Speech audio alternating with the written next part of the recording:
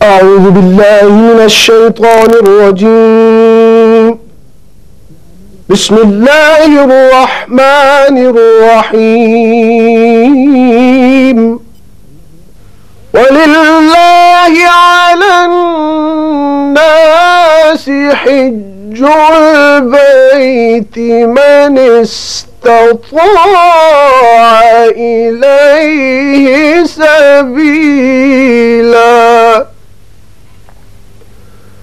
ومن كفر فإن الله غني عن العالمين.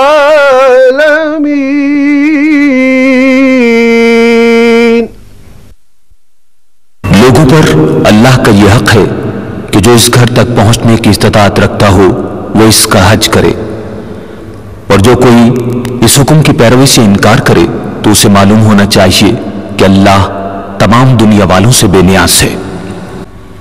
معزز عازمین حج، آپ کس قدر خوش قسمت ہیں کہ اللہ رب العزت نے آپ کو استطاعت عطا فرمائی اور حج جیسے مقدس سفر کے لیے چن لیا.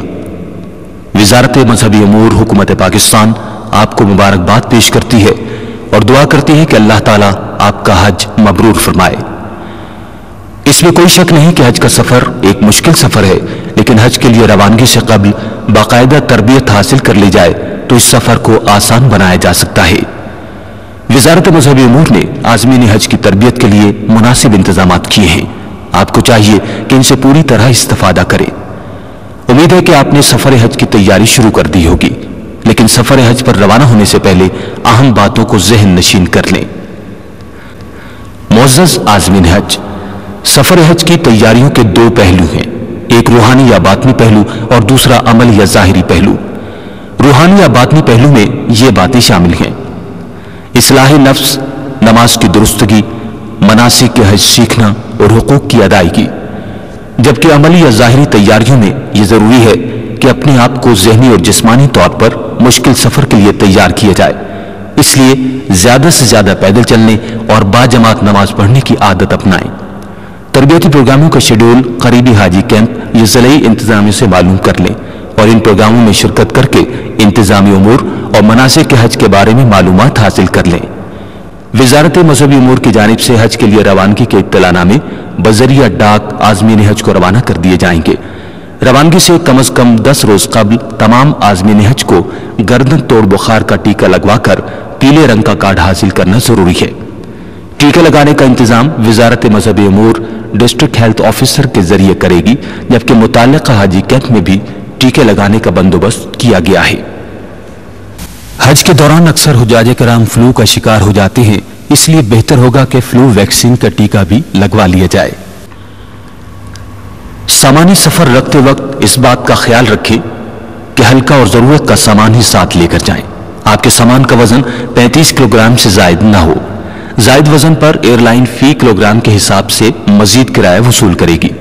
کوشش کریں کہ 35 کلو گرام سے بھی کم وزن کا سامان لے کر جائیں، کیونکہ واپسی پر تحائف کی خریداری سے وزن مزید بڑھ جائے گا.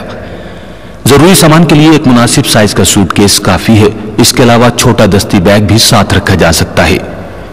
سامان رکھتے وقت یہ تسلی کر لیں کہ آپ نے یہ ضروری چیزیں رکھ لی ہیں. مردوں کے لیے احرام کی 4 عدد انسلی چادریں یا 4 عدد بڑے تولیے کے احرام یعنی 2 جوڑے احرام کی چادریں. عورتوں کے لیے سر پر باندھنے کے لیے 1 مربع میٹر احرام کے 2 رومال، سفید یا ہرکے رنگ کی عبا یا اوڑھنے کے لیے بڑی چادر.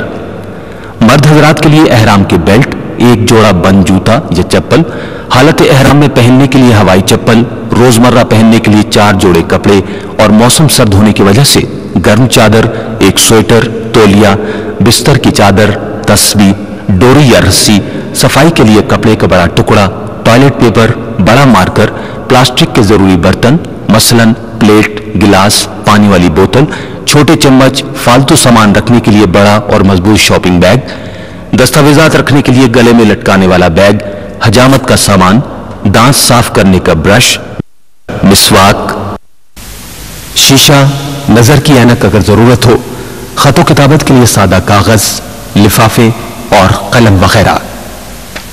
اپنے اٹیچی کیس میں سامان رکھنے کے بعد اس پر نام، پاسپورٹ نمبر، مکتب number, building number, group number, Pakistan کا پتہ اور فون نمبر ضرور لکھیں۔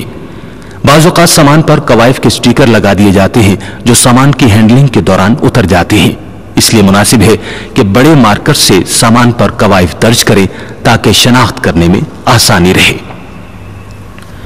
ایک اہم بات یاد رکھیں کہ کھانے پینے کی ہر قسم کی اشیاء ساتھ لے جانے کی ممانعت ہے، اس لیے یہ چیزیں مثلاً آٹا، چاول، گھی، مٹھائی، پھل، بسکٹ وغیرہ ہرگز ساتھ لے کر نہ جائیں۔ یہ چیزیں حاجی کیمپ میں چیکنگ کے دوران آپ کے سامان سے نکال دی جائیں گی۔ اس کے علاوہ مٹی کے تیل یا گیس کے چولہے، اسلحہ، نشہ آور اشیاء جس میں نسوار بھی شامل ہے، حج کی منظور شدہ کتابوں کے سوا دیگر مذہبی لٹریچر بھی ساتھ لے جانا ممنوع ہے۔ صابن، قینچی اور چاقو بھی آپ کے سامان سے نکال دی جاتی ہیں۔ سعودی قانون کے مطابق نشہ آور اشیاء مثلاً چرس، افیون اور ہیروئن وغیرہ برآمد ہونے کی سزا سزائے موت ہے۔ عازمین حج کسی دوسرے شخص کا کسی قسم کا پیکٹ اپنے ساتھ لے کر نہ جائیں۔ بعض اوقات ایسے پیکٹ میں سے ممنوع اشیاء برآمد ہوتی ہیں جس کا سزا حاجی کو ملتی ہے۔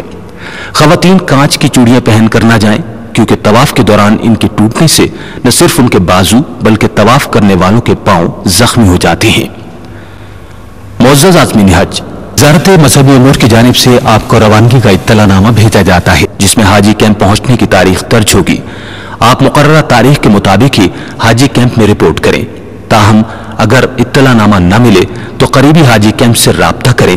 گھر سے روانہ ہوتے وقت یہ دستاویزات ضرور رکھیں: وزارت مذہبی امور سے ملنے والا اطلاع نامہ، اصلی بینک رسید جس پر آپ کی تصویر لگی ہو، متعلقہ بینک سے تصدیق شدہ 6 عدد فوٹوگراف، نادرہ کا جاری کردہ شناختی کارڈ، گردن توڑ بخار کا ٹیکہ لگوانے کا سرٹیفکیٹ، علاج کی کتاب یعنی ٹریٹمنٹ بک۔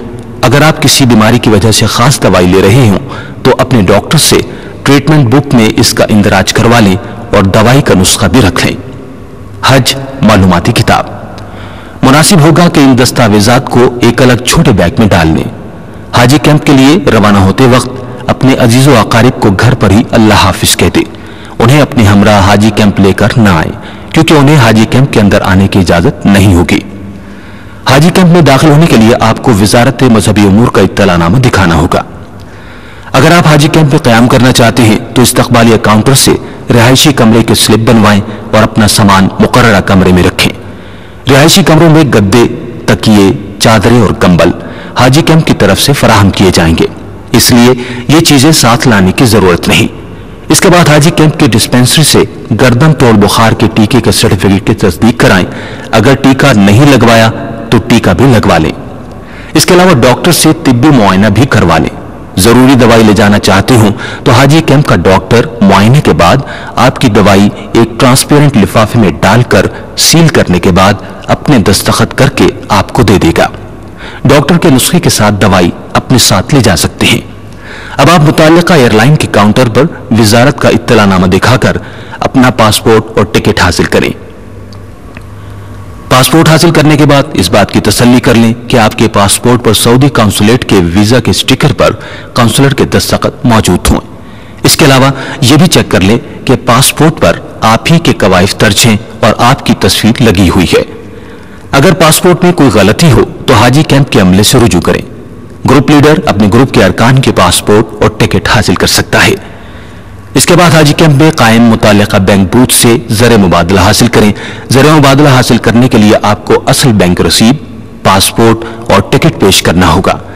بینک آپ کو ضروری کٹوتیاں کرنے کے بعد ٹریولر چیک اور کچھ سعودی ریال کیش کی صورت میں دے گا۔ مکہ مکرمہ اور مدینہ منورہ کی رہائش کا کرایہ گورنمنٹ اسکیم کے تمام حجاج سے کاٹا جائے گا۔ اس کے علاوہ لازمی کٹوتی میں معلم فیس، ٹرانسپورٹ اور خیمے کے لیے واجبات تمام عازمین حج کے زر مبادلے سے کاٹے جائیں گے۔ اس بات کا خیال رکھیں کہ اپنا زر مبادلہ خود حاصل کریں۔ خواتین کا زر مبادلہ ان کے محرم حاصل کر سکتے ہیں۔